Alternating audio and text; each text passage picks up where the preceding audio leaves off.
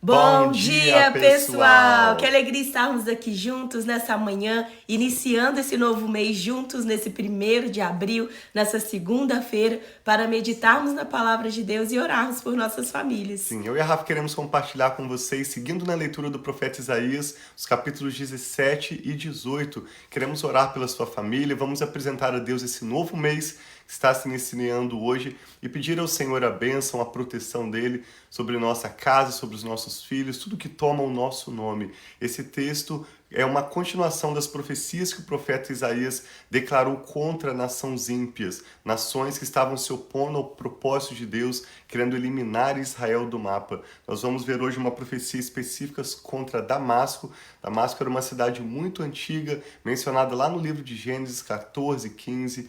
Fala do servo de Abraão, que era o Damasceno Eliezer, mas nós vamos ver também que aqueles que confiam no Senhor, na palavra profética de Isaías e de todos os profetas, sempre mostra que para aqueles que confiam no Senhor, ainda que essa confiança venha em meio a um momento de crise, de dificuldade, aqueles que olham para o Senhor estão radiantes de alegria e o seu rosto jamais mostrará decepção. Paulo escreveu em 2 Coríntios capítulo 5 que nós andamos por fé e não por vista. Ou seja, o que nós vemos no mundo natural, as circunstâncias ao nosso redor, se nós olharmos para o homem, se nós olharmos para as circunstâncias ao nosso redor, isso se constitui, na verdade, inimigos da nossa fé. Mas se nós olharmos para o Senhor, a nossa fé é fortalecida. E esse texto vai nos mostrar que mesmo em meio às más consequências que esse povo e alguns israelitas viviam no meio do povo de Damasco, do povo de Cuxi, ali na região de Canaã, mesmo em meio às más consequências que as ações desses povos iriam trazer. Alguns deles, alguns poucos, iriam olhar para o Senhor e receber da sua ajuda.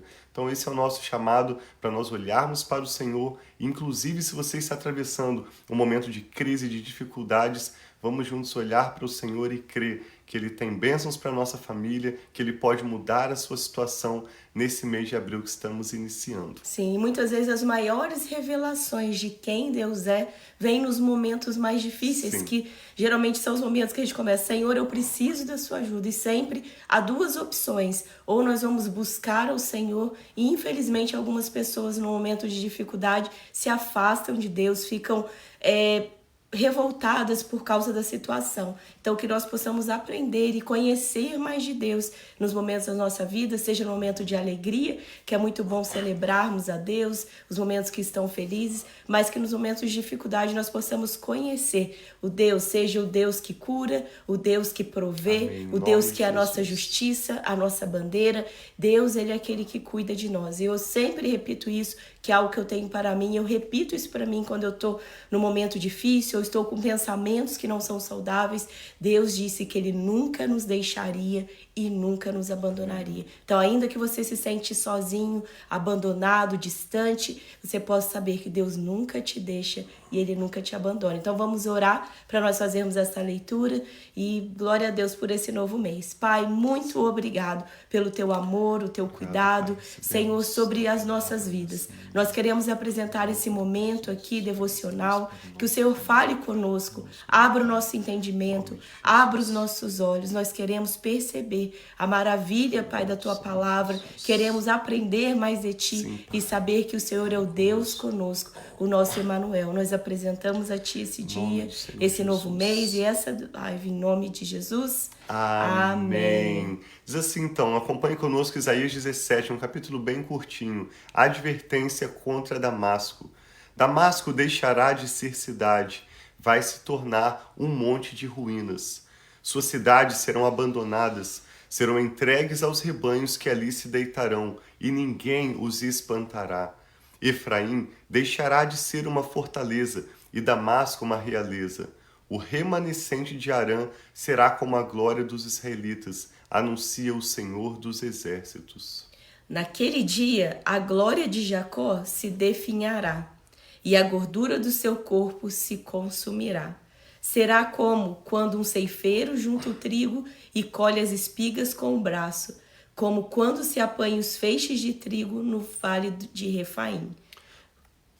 Aqui mostra, assim como alguns israelitas que viviam na região norte de Israel viviam no meio desses povos que nós estamos lendo profecias. Lemos a profecia contra a Babilônia, contra a Síria, contra os filisteus, hoje contra Damasco. Alguns israelitas viviam no meio deles. E no verso 6, o profeta Isaías declara: contudo, restarão algumas espigas. Como quando se sacode uma oliveira, ficam 2 ou 3 azeitonas nos galhos mais altos, ou 4 ou 5 nos ramos mais produtivos, anuncia o Senhor, o Deus de Israel. Então o profeta sempre declara que aqueles que têm vivido no orgulho, que têm vivido distante do Senhor, sofrerão más consequências, mas sempre haverá um chamado remanescente, um pequeno grupo que escolhe se voltar para o Senhor e humildemente crer em Deus.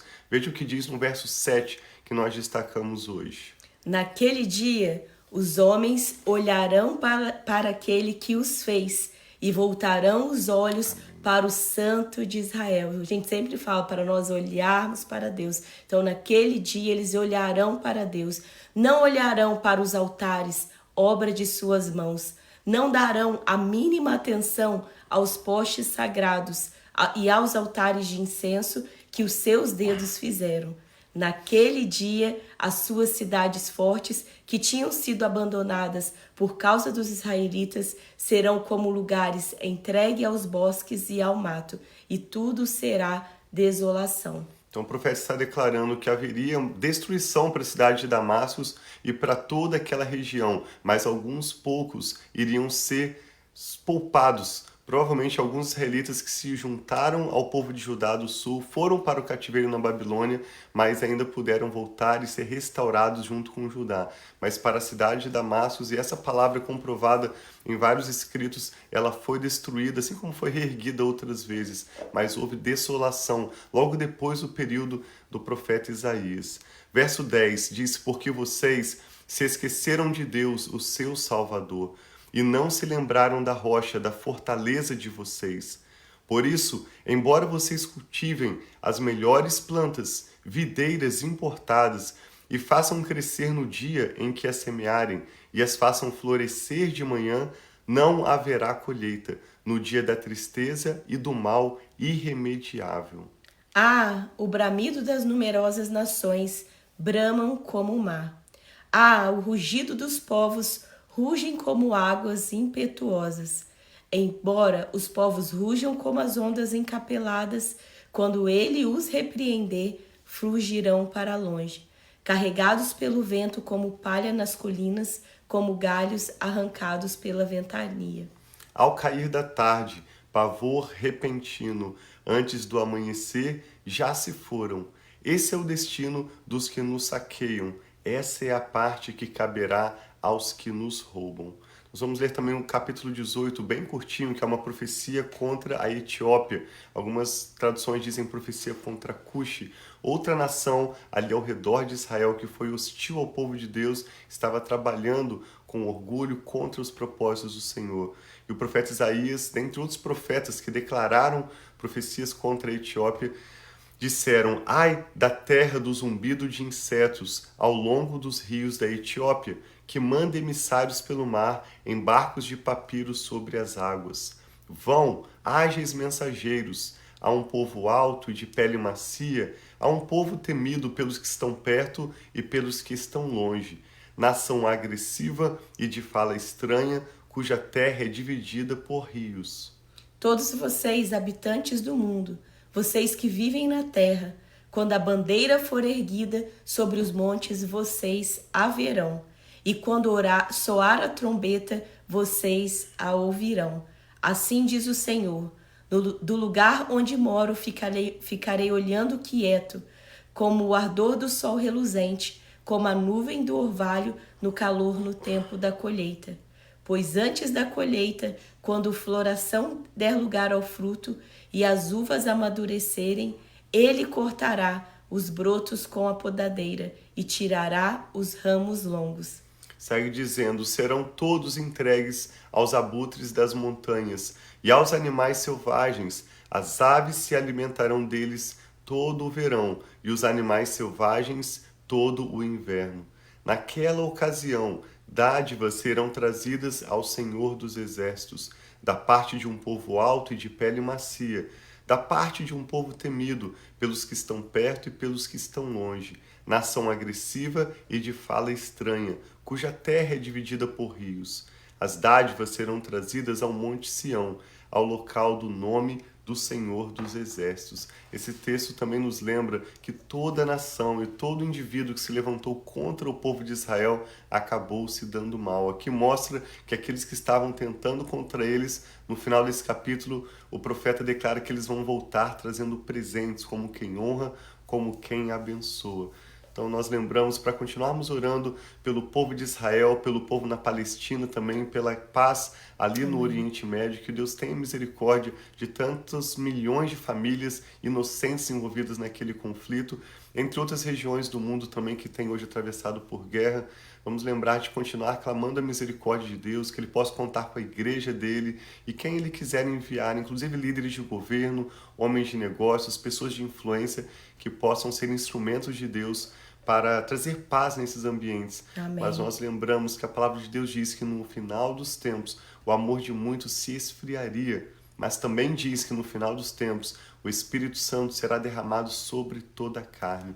Então, assim como vemos nesses 2 capítulos hoje, Isaías capítulos 17 e 18, nós vemos que haverá má consequência, haverá sofrimento, dificuldades para aqueles que têm vivido distantes do Senhor. Mas no meio dessa multidão há sempre o chamado remanescente, aqueles que vão deixar de olhar para a obra das suas mãos, deixar de viver de forma orgulhosa e olhar para o Senhor, reconhecer o seu Criador. E como a Rafa disse, no meio de uma crise, muitas vezes quando nós experimentamos maiores revelações, maiores novidades de Deus, adquirimos sabedoria se voltamos para o Senhor com temor de coração. Então vamos orar hoje pelos nossos familiares, colocar nossos filhos, você que tem os seus netos. Vamos pedir a Deus a bênção para essa nova semana que estamos iniciando e para todo esse mês de abril que estamos iniciando hoje. Vamos orar o que o Espírito Santo está falando com você. Pai, nós te damos graças pela sua bondade, pelo seu amor leal. Amém, lembramos e somos recordados com esses textos que estamos lendo nesses últimos dias, de que o Senhor é um Deus justo, aquele que pratica o mal jamais passará por inocente, assim como aquele que confia no Senhor, apesar das suas falhas, apesar das suas fraquezas, todo aquele que humildemente se render ao Senhor experimentará da sua paz, da sua prosperidade, Amém, da sua bênção que enriquece e não traz dores. E é isso que eu e a Rafa pedimos para a nossa família e para essa pessoa que está orando conosco agora. Sim, apresentamos ao Senhor cada nome, os nossos filhos, Amém, Senhor, aqueles que têm os seus netos, cada amigo, familiar, vizinho, sim, Pai, que são apresentados ao Senhor agora em oração. Nós pedimos que o Senhor contemple, Pai, e venha sobre as nossas vidas pela sua graça, pela sua grande misericórdia, Amém, com o seu Senhor. favor, Pai. Dá-nos a tua bênção para esse mês de abril que iniciamos hoje. Pedimos que o Senhor tome cada área das nossas vidas, tudo aquilo que toma o nosso nome, aqueles que têm causas na justiça, aqueles que têm entrevistas de trabalho, aqueles que têm uma cirurgia marcada ou aguardando para ser agendada. Oramos por aqueles, Pai, que estão esperando do Senhor um milagre, mesmo desesperados em um momento de crise, algo que somente o Senhor pode fazer. Nós sabemos que o Senhor é Deus de milagre, que o Senhor supre todas as nossas necessidades, segundo a sua riqueza em glória, em Cristo Jesus. O Senhor é poderoso para fazer muito mais além de tudo que nós pedimos ou mesmo imaginamos, segundo o seu poder que opera em nós. Por isso pedimos hoje, Pai, pelos teus milagres, por portas abertas, por relacionamentos estratégicos, pelo nosso pão de cada dia, de acordo com a necessidade de cada um, ó Pai. Eu e a Rafa oramos em concordância com os motivos de oração e com os nomes agora apresentados ao Senhor. Abençoamos esse mês de abril, abençoamos essa pessoa que está orando conosco. Declaramos paz e prosperidade sobre a sua família e, sobretudo, Pai, que os nossos olhos se voltem para o Senhor. Seja hoje um momento de bonança e de tranquilidade, de prosperidade, ou seja hoje para essa pessoa que ora conosco um momento de crise, de desespero, que os nossos olhos se voltem para o Senhor, hoje e a cada dia, pois é do Senhor que vem a nossa salvação.